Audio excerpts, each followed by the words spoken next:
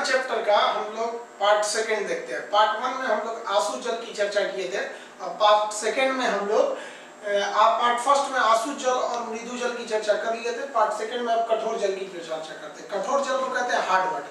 देखिए hard water का मतलब ऐसा नहीं होता है कि ये मोबाइल की तरह हार्ड होगा, ये पानी ही रहता है, लेकिन इस पानी में झाग नहीं देता है। इस पानी में ना फालतू कण ज्यादा मिले रहते हैं। वो कण कितने होते हैं वो इसकी चर्चा हम लोग अभी थोड़ा देर में करेंगे कि कितने कण मिले रहेंगे तो उस पानी को हम कहेंगे कठोर जल कहेंगे। जल में गंदगी ज्यादा मिल जाती है तो उसे हम क्या कहते हैं, कठोर जल कहते हैं। अब ये गंदगी किसी न किसी रूप में रहती है तो समझते हैं हम लोग। देखिए साबुन के साथ ये झाग नहीं देता रहता है। ऐसे जल कहाँ पाए जाएंगे, तालाब में या समुद्र में, उसमें गंदगी ज्यादा रहती है तो उसी जल को हम क्या कहेंगे, कठोर जल कहते हैं। रुका हुआ जल रहता है। इसमें क्या रहता है, हाइड्रोजन रहता है, H2O ये तो रहेगा, ये तो पानी बन गया। अब इसमें कैल्शियम या मैग्नीशियम कोई एक हो सकता है। कैल्शियम या मैग्नीशियम के अगर बाइकार्बोनेट भी मिल सकते हैं, क्लोराइड या सल्फेट भी मिल सकते हैं। इस हिसाब से हम इस कठोरता को दो भाग में बांटते हैं। अगर पानी के साथ साथ कैल्शियम या मैग्नीशियम का बाइकार्बोनेट मिला है तो उसे हम कहते हैं अस्थायी कठोरता। ध्यान से समझिएगा, कैल्शियम या मैग्नीशियम का बाइकार्बोनेट रहेगा तो अस्थायी, और कैल्शियम या मैग्नीशियम का ही क्लोराइड रहे या फिर सल्फेट रहे तो उसे हम कहते हैं अस्थायी कठोरता, यानी permanent hardness and temporary hardness. तो कठोरता दो टाइप का हो गया। जल में जब कैल्शियम और मैग्नीशियम का बाइकार्बोनेट है तो अस्थायी, और अगर क्लोराइड या सल्फेट है तो उसे क्या कहेंगे, अस्थायी कठोरता कहते हैं। तो कठोरता दो प्रकार की हो गई।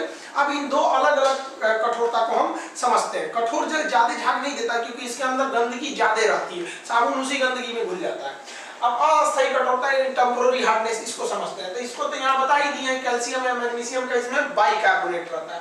अस्थायी कठोरता अधिक समय के लिए नहीं रहती है, अर्थात इसे आसानी से हम लोग इस कठोरता को दूर कर सकते हैं। कैसे आसानी से दूर कर सकते हैं, तो उबाल कर, यानी भौतिक विधि द्वारा उबालिएगा तो कठोरता दूर हो जाएगी। तो आप कहेंगे कि अभी हम बताए हैं कि कठोरता का मतलब होता है उसमें गंदगी मिली है, तो हम जब उबालेंगे तो गंदगी दूर हो जाएगी, यानी कठोरता दूर होने का मतलब गंदगी दूर हो जाएगी। हाँ ये एक्यूरेट बात है। आप पानी को उबालिएगा, थोड़ा देर रुकिएगा, उसके ऊपर आप देखिएगा एक सफेद रंग की हल्की कचड़े की एक परत बैठ जाएगी। पानी उबालेंगे तो ऊपर तैरने लगती है, तो वही जो होता है अवक्षेप, तो सफेद अवक्षेप मिल जाता है उबालने के बाद, इसलिए पानी को उबाल कर पी लेना चाहिए। वो उसकी कठोरता क्या रहती है, दूर हो जाती है। अब एक और विधि है रासायनिक विधि, मतलब उसमें क्लार्क विधि कहते हैं। तो क्लार्क विधि में क्या किया जाता है, हम पूजा चूना यानी कैल्शियम हाइड्रोक्साइड COOH का हम लोग प्रयोग करते हैं। होल्ड ट्वाइस होगा यहाँ पे COOH होल्ड, यहाँ पे इस चूने का हम लोग क्या करते हैं, प्रयोग कर देते हैं। हम लोग बुझा हुआ चूने का प्रयोग करते हैं। तो दो तरह से हम लोग क्या कर सकते हैं, इसका अस्थायी कठोरता को दूर कर सकते हैं। अब अस्थायी कठोरता की बात करते हैं। अस्थायी कठोरता को कहते हैं परमानेंट हार्डनेस। अस्थायी कठोरता मतलब परमानेंट हार्डनेस वैसा हार्डनेस होता है जो अधिक समय तक रहता है, इसको जल्दी दूर नहीं कर पाते हैं। अब इसको दूर करने के लिए हम क्या करते हैं, परम्यूटिव विधि। अब ये परम्यूटिव विधि क्या चीज होता है, तो परम्यूटिव विधि को दूर करने, परम्यूटिव विधि में हम क्या किसका प्रयोग करते हैं, जियोलाइट का। जियोलाइट मिलाकर, जियोलाइट पदार्थ होता है, इसका फॉर्मूला देखिए Al2Si2O8 और XH2, यानी पानी की मात्रा इसमें फिक्स नहीं रहती है। उसके द्वारा हम अस्थायी कठोरता को दूर करते हैं। अस्थायी कठोरता को दूर करने के लिए एक और चीज प्रयोग करते हैं, सोडियम कार्बोनेट। सोडियम कार्बोनेट भी हम क्या कर सकते हैं, अस्थायी कठोरता को दूर करने के लिए कर सकते हैं। सोडियम कार्बोनेट एक ऐसा चीज होता है जो अस्थायी को भी दूर कर सकता है और अस्थायी कठोरता को भी दूर कर सकता है। तो कठोरता दो प्रकार की हो गई, हम लोग देख लिए इसको। अब कठोरता के हम लोग मात्रक समझ लेते हैं। कठोरता की माप कैसे करते हैं। कठोरता का मात्रक होता है पार्टिकल पर मिलियन यानी ppm। पार्टिकल पर मिलियन को भी हम कठोरता में व्यक्त कर सकते हैं, लेकिन ज्यादा प्रयोग हम लोग ppm का नहीं करते।